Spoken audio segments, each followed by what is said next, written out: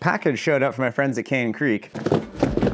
You saw this thumbnail, you already know it's a Tigon rear shock. Is it a tiger? Is it a lion? Yes. Got precisely one shock and a spare spring. This is the part of the video where I drop it on the ground and it breaks. This is the Cane Creek Tigon shock. It's a coil, but with the support from an internal air system. So in theory, you can have all the small bump compliant, sensitivity, traction, all the good yummy stuff of a coil shock at the top of the stroke. But then when you push into big jumps, big crazy landings, way past the actual landing, all the things that we like to do on trails. Oh gosh. The extra air spring in here will help take care of the bottom out and keep you from hitting the end of the stroke too much. Let's toss this all together and see how it squishes.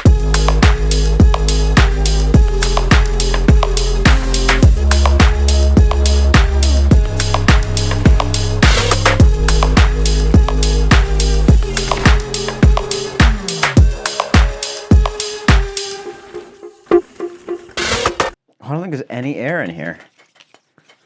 It's shipped empty. Oh, and there's an Allen key stuck in here. No way. Yeah. Also got a magnet holding it in place. Oh, you know, you can turn your knobs. Oh, that's at 40. I should probably use my digital Fox pump for this. I don't know. Bad bike mechanics, sorry guys. I came in thinking that I'd be absolutely amazed at this little wonder shock. Hey guys. Wonder Shocks. nothing. Cane Creek makes a fantastic product, with their final shock assembly happening in western North Carolina. However, it's been since Pharrell was so stoked since I last rode a Cane Creek shock. Yep, over a decade. You're all very familiar with my Ibis Ripmo here. I really, really like this bike and tend to think of it as a bit of a gold standard to which I compare all the other trail bikes. It rides awesome. Since I got accused of saying too many good things about the Ripmo, I now try to balance all that out by also explaining the very few, less than storybook items, all in great detail. All this said, I wouldn't mind if the Ripmo suspension just had a little more progression, ramp up, deep bottom out support, all at the end of the travel. In case you haven't noticed by now, I'm just a teenage Jeff stuck in a dad bod. Despite my age, I still like to jump, descend, and to get a little jibby. I'm often landing well past whatever available landings are there that kind of sort of make sense. That's just boring and predictable. Go further. I also like to pump, and sometimes can bottom bikes out on just the takeoff of a jump-shaped object. I wouldn't mind if the Ripmo were slightly plusher at the beginning of the travel. The bike pedals well. I would be happy to give up a few watts of efficiency to gain even more traction. Ibis tries to make their bikes pedal really, really well, and I couldn't give the results of 2 flour tortillas about perfect pedaling. I know what you're saying. Your friends over at Cascade Components make the Ripmo link. Just use that. It'll do both those things. More plush, more progressive. And you're right, it does, and I was riding that Cascade link. But Ibis changed the swing arm slightly on the V2s model, as well as the clevis design. Unfortunately, when using that Cascade link on the V2s, the newly redesigned swing arm ever so slightly contacts the bottom bracket shell at top out. There's a reason why I wanted to try this shock. You guys asked for it.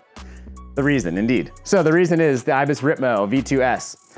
This thing is way better than the prior models in terms of bottom out resistance. I was really liking this bike with the Cascade Components link, but the Cascade link doesn't actually fit the V2s, and the bottom bracket hits the swing arm at top out ever so slightly with the Cascade link. The real fix is gonna be trying this shock, and it'll be fun to see if it does indeed do both things like everyone has promised. It was enough that you could even feel and notice it on occasion while riding. With Ibis's new clevis, Cascade didn't have an aluminum version available to help correct for all this, so after several hundred miles, I removed my Cascade link from the V2s. Enter the Tigon, pretty much my favorite shock, bred for its skills and magic. Stop. Cane Creek claims the Tigon shock to be the ideal solution for a bike like the Ripmo. The Tigon is an air-charged coil. It's primarily a coil shock, but with an extra air chamber to provide more support and progression deeper into the stroke. Coil shocks are amazingly supple at the top of the stroke. Coil shocks shouldn't heat up as much over long descents, and a coil spring is generally a little more reliable and simpler than an air chamber. However, coil suspension is by nature linear. The force it takes to compress remains constant through the entire stroke. F does indeed equal KX. Cane Creek decided to break Hooke's law by adding a small, low-pressure air chamber to the Tigon. The maximum pressure to run in the Tigon is a mere 30 psi, just enough to provide some bottom-out support. When Cane Creek added the air chamber, the pressures were so low they were able to use a small coil negative spring, reducing the number of shock seals down to just 3, not the 4 that are commonly found in most rear air shocks. All Coil shocks, including this, have two significant drawbacks. One, they're heavier than their air shock equivalent.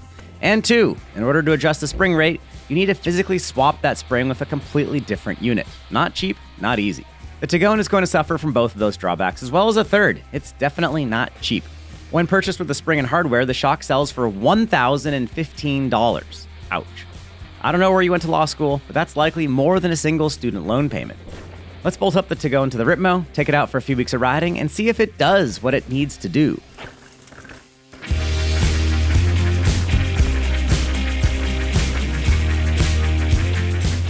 Many of you have noticed that I've been often rocking apparel from my friends at the Scottish cycling apparel company, Endura. Endura's a big fan of my YouTube channel, and they've been sponsoring a bunch of videos, including this one right here. Thank you, Endura. In the summer months, I'm often wearing the Endura Single Track Light shorts. The Single Track Light shorts have not only 3 zippered pockets, but they have a Velcro adjustable waistband, and they've got some extra ventilation for increased summer comfort. For jerseys, I often wear the Cloud tee or the Single Track short sleeve tee. Both of these are quite lightweight, dry very quickly, and help me stay cool during the summer months. I do like matching my jerseys to my shorts because that makes me get away with telling really bad dad jokes while looking somewhat presentable on screen. Pro tip. I've got links to all the Endura summertime kits available at Jensen USA down in the description down below. Scroll on down, pop over to the Endura page, then anything you purchase from that link will help support my channel, and it'll let Endura know that you're also a big fan of my YouTube channel. Big thanks to Endura, and thanks to all of you for trying this stuff. Let's get back to some shock talk. It's worth noting that I run my 160-150 travel Ripmo most with a Fox 36 fork and a Float X rear shock. To me, that's a trail bike amount of travel on a rig with textbook trail bike geometry. Ibis sells the Ripmo with a 38 fork and the X2 rear shock, and while that combo of Fox's best enduro suspension works, I do prefer the bike setup as more of a trail bike. It turns out this Coil brute of a rear shock has plenty of muscle, but I've been pretty transparent with all of you. It took quite a few visits to the metaphorical gym to earn that muscle. The shock is now great, but just like a hazy IPA and strenuous hard work, it's been a bit of an acquired taste. Initial feelings weren't all that great. The shock felt a bit like a brick. It was hard to get it moving, as it had way too much damping for my taste. The high-speed adjustment knob felt locked in place. Turns out, it was just maxed out to the maximum damping position. I used all my strength to loosen it nearly a half turn. Like a sea otter carries a handy rock, it turns out the Tigon needs the included and carried Allen key to loosen up that high-speed knob. Is that annoying yet? I was surprised immediately that it didn't feel amazing. Turns out that it came with the high-speed compression screwed way in. So I've backed it off as much as I could, but it's such a stiff to turn knob. I'm afraid to turn it back more. I feel like it's gonna break. I'll do some research on that, but just heads up, if you get one of these right away, you're gonna wanna loosen the high-speed compression. I'm 175 pounds. Maybe if you're much heavier, much faster, you'll wanna run more. Maybe there's a tad more traction and forgiveness with this versus an air shock, but yeah, it's not a whole different world, so there is that. I'm curious to see how it feels long-term once it breaks in and all the things, if it does feel much plusher on the roots, while still avoiding nasty bottom outs.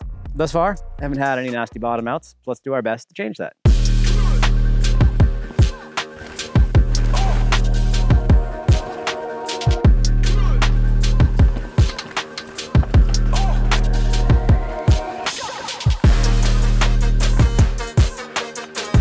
Simulation here, I'm pedaling up the hill and I get to a bunch of rocks and I got a Tigon shock.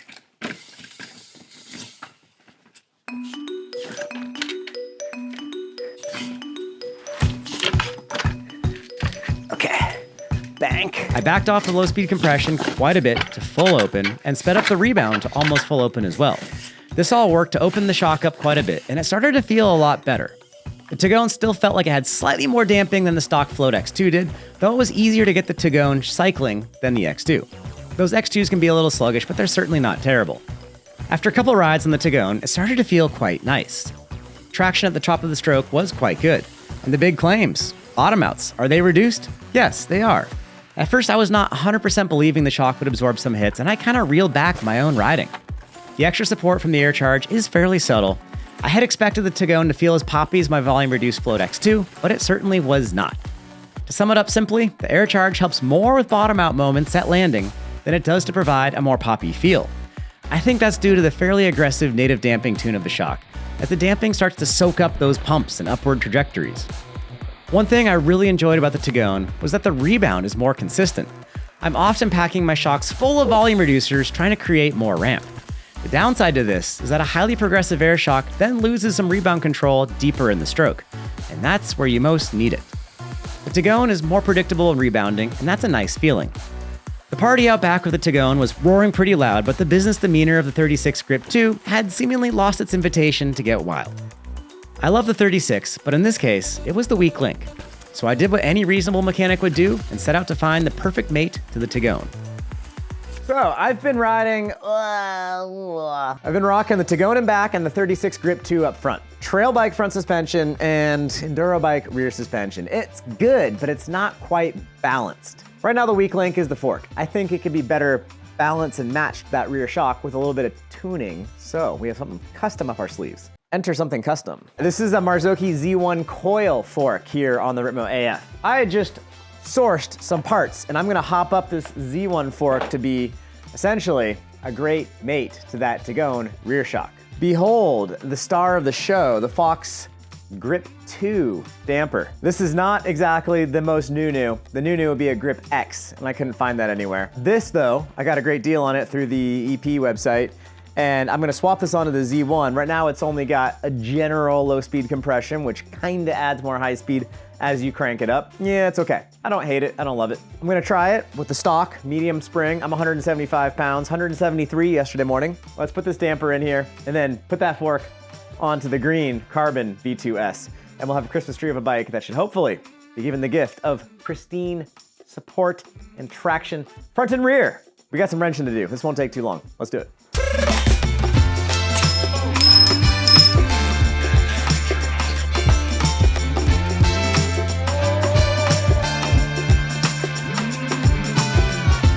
And we gotta add the fluid.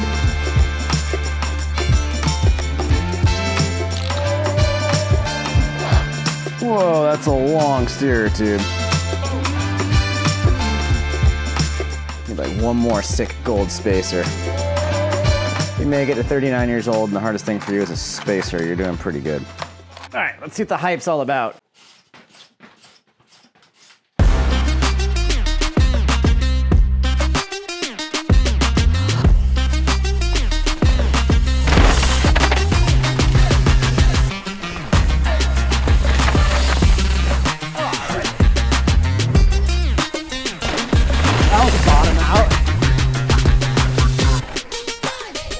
This new fork took some getting used to. With an hour or two of trail time to break in the damper, it started to feel pretty good. When I mentioned acquired taste earlier, it's because I now feel that this is a great complement to the rear shock. Why didn't I build this fork sooner? The traction at the top of the stroke is excellent. Yes, better than the air suspension I'm so often raving about. With the air-sprung 36, I was hesitant to add a ton of high-speed compression, as that extra harshness and more damping and an air spring isn't conducive to allowing your hands to continue to hold on to handlebars. But on the Coil fork, the extra sensitivity allowed for a bunch more damping. The Grip 2 damper only has about 8 available clicks of high-speed compression, and with that Z1 Coil, I'm running it at about 6 clicks in. That's a lot, but you know what? It works pretty well. It's got a similar feel to the rear shock. I didn't want the Ripmo to be an enduro bike, so wouldn't this heavily damped coil suspension front and rear force it down a path we were all trying to avoid? Well, us guidance counselors sometimes do nudge things in the right direction. The new combo suspension opened up the capabilities of the little Ripmo. Wheels can comfortably stay on the ground rather than always needing to jump. At the same time, the extra control of all that damping makes jump landings more predictable and more forgiving than they ever were previously. While not as easy to get airborne as it once was, it's still quite willing to earn those frequent flyer miles. The extra control when landing has opened up my mind to jumping where I would previously avoid it. I'd say we skipped the enduro category and made this Ripmo into more of a micro mini downhill rig. The ride feel of this bike can now be all 23andMe with the fork and the shock combo. It sees roots and realizes they matter, but it still chooses its own path. The extra damping slows the compressions down front and rear, so you have more time to react, steer, and brake. It's a different ride than the floaty, poppy feel of the air suspension, and it does this all in a way that's responsibly inspiring. Yes, you can land on that route and not die, but you can also just keep them wheels on the ground if you'd like. This all brings me back to square one. Should you spend $1,015 on a Tigon? That's a lot of coin. Enough to get you a week-long stay up in Whistler. Yes, the Tigon does ride better than the stock X2, but so do many cheaper shocks. For heavier, more aggressive riders, I certainly can see the advantages. I do think that the stock 38 Grip 2 would be better matched to the Tigon than to the 36 or Z1 forks that some riders have, so keep that overall bike balance in mind. That said, the new Grip X or Grip X2 damper would be an ideal setup with the Tigon out back. If you do find yourself pushing your trail bike pretty hard, this is a nice way to make it more capable. Did the shock change my life? No, and I'm not sure that I wanted it to. It maintains many of the aspects of the Ripmo that keep it fun. It's also given the bike some new muscle that allows for a different experience. This has been a little bit of a blue chew of new life breathed back into a familiar rig. I want to give a big thank you to Cane Creek for sending me this shock, as well as to Endura for sponsoring this video. I also want to thank all of you for watching. Please do subscribe if you'd like to see more videos like this one here. Peace and wheelies, everyone.